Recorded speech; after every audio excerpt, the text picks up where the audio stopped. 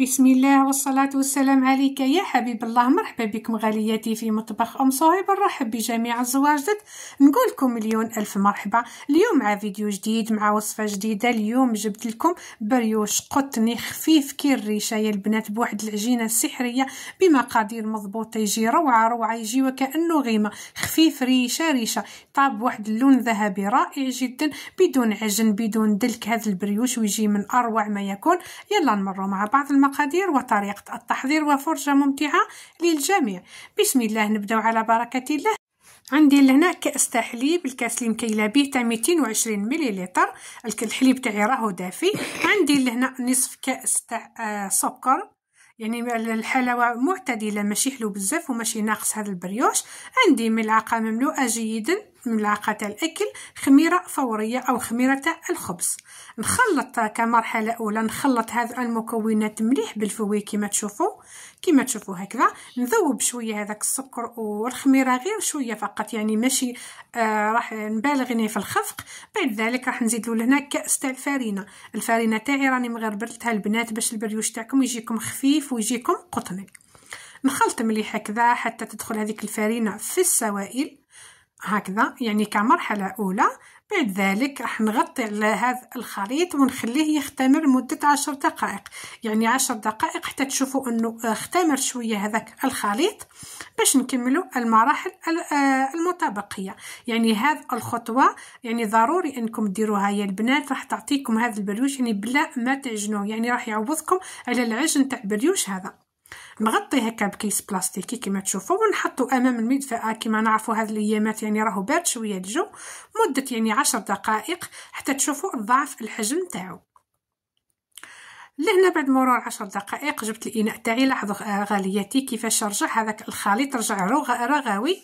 بعد ذلك راح نزيد له لهنا الزيت لهنا يعني اقل من النصف فوق الربع، يعني ماشي نصف تاع كأس تاع زيت هكذا. راح نزيد له لهنا بياض بيضاء، والصفار نحتفظ به باش ندهن به البريوش نتاعي هكا. البيضة ايضا بدرجة حرارة المطبخ، يعني ماشي باردة من الثلاجة، باش ما تهبطش هذيك الخميرة تاع العجين تاعنا.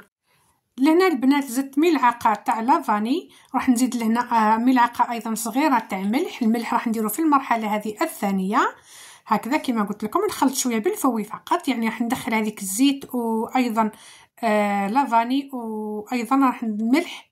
بهذه الطريقه تقدروا تعوضوا لافاني بمبشور الليمون، وتقدروا ديروا ماء الزهر ايضا يعطينا واحد الذوق رائع في البريوش تاعنا.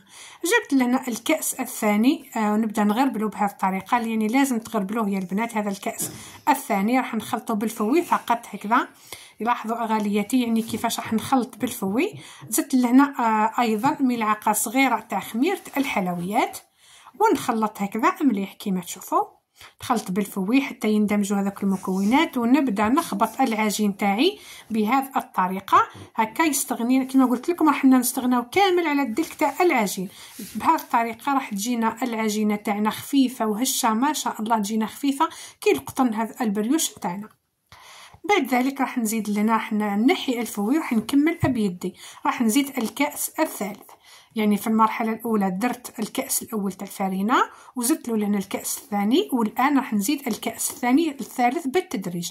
راح ندير بالكميه وندخل هذيك الفارينه في العجين بلا ما نعجن، يعني بصبع يديا فقط بشويه بشويه. يعني الكأس هذا الثالث تقدروا تكملوه كامل، تقدروا تخليو منه شويه، يعني على حسب الفارينه.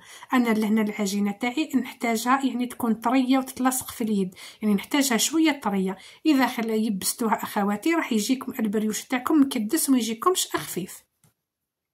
لاحظوا كاش نزيد غير بشويه ونلم بيدي غير بشويه حتى نتحصل على عجينه طريه. كما قلت لكم انا لهنا العجينه تاعي راهي دات لي 3 كيسان بالضبط، يعني هذيك الكميه تاع الفارينه كملتها كامل. لاحظوا لهنا راني كملتها كامل. وندخل هذيك الفارينه مليح في العجين تاعي هكذا. بعد ذلك حبيباتي راح نغسل يدي من هذا العجين، وراح ندير كميه تاع الزيت في يدي ونبدا نلم العجينه تاعي. لاحظوا كيفاش راهي تتلاصق بدي في اليد، لاحظوا راهي طريه بالبزاف. يعني لازم تستعينوا يا كميه تاع فارينه في يديكم ولا كميه تاع الزيت، يعني من الاحسن ديروا الزيت ما تزيدوش الفارينه باش ما تنشفش العجينه تاعكم. هكذا عزيزاتي واش راح ندير لهنا قلت لك دهنت شويه يديا بالزيت ونلم العجين تاعي كامل، والعجين ايضا اللي على الحواف تاع الاناء تاعي كامل نهبطه بهذه الطريقه. بعد ذلك راح نجيب الكيس بلاستيكي ونزيد نغطي العجين تاعي ونحطها تخمر للمره الثانيه حتى يتضاعف الحجم نتاعها. لازم تخمر مليح مليح. لهنا بعد مرور تقريبا نصف ساعه اختمرت العجينه تاعي، راح نهبطها لهنا على سطح العمل بعد ما دهنته بكميه تاع زيت. لاحظوا لهنا غالياتي كيفاش العجينه تاعي راهي طريه بزاف وتلاصق في اليد.